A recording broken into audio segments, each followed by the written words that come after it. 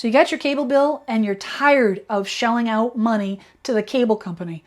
I'm going to show you how to cut the cable and put money back in your pocket.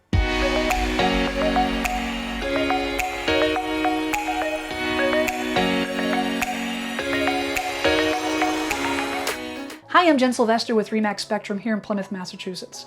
About 4 years ago, I got fed up with shelling out money to the cable company. I had already been using an Apple TV and buying Netflix, and streaming TV stations, streaming services were really starting to come in on their own. So I started to look at those as a viable option. I, like a lot of people, I was a little bit hesitant because of the whole local channel experience, and I didn't want to lose the ability to watch the local news and have that access to local television. So I started looking into what my options were, you know, and to try to substitute that cable box for something more streamlined that made more sense and put more money in my pocket. So I did some research and found a streaming service that offered local TV stations. It had not only the TV stations, but an on-screen menu display that was similar to what I was used to with cable. So I signed up for that service. Went through my Apple TV. You do need some sort of an Apple TV or Chromecast or Fire Stick to do this. And we decided to try it for 30 days. Well, that was 4 years ago. We never looked back.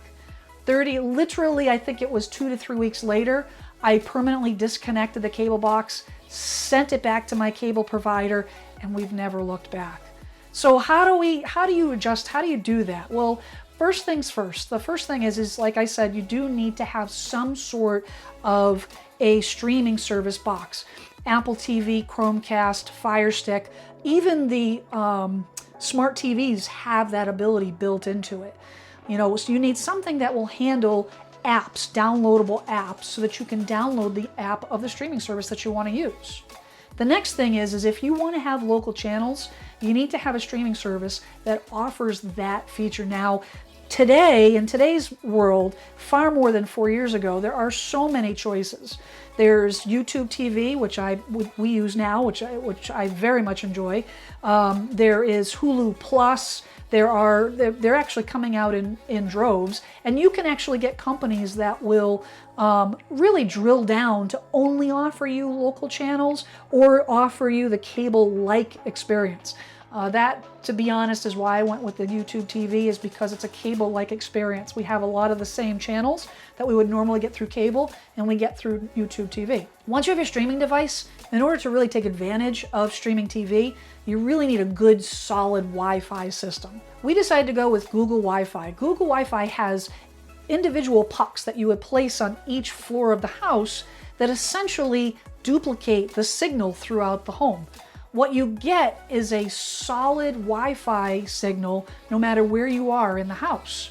Why that's important is, unlike your traditional cable TV box where you can only get those channels on the TV that the box is connected to, when you switch over to streaming, now you can watch those channels anywhere.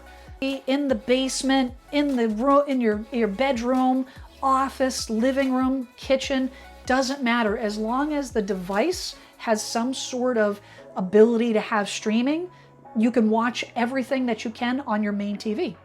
It also means that we can have access to all of our television viewing away from the home. So my daughter, who's away at college, has access to all of our television programming away in another state. The other thing is to check your existing contracts to see if they have free services already built in. So for example, AT&T has free HBO Plus when you subscribe to their unlimited data plan, and Spotify has free Showtime. So you check your contracts, because there might be some hidden streaming services already there that you don't have to pay extra for.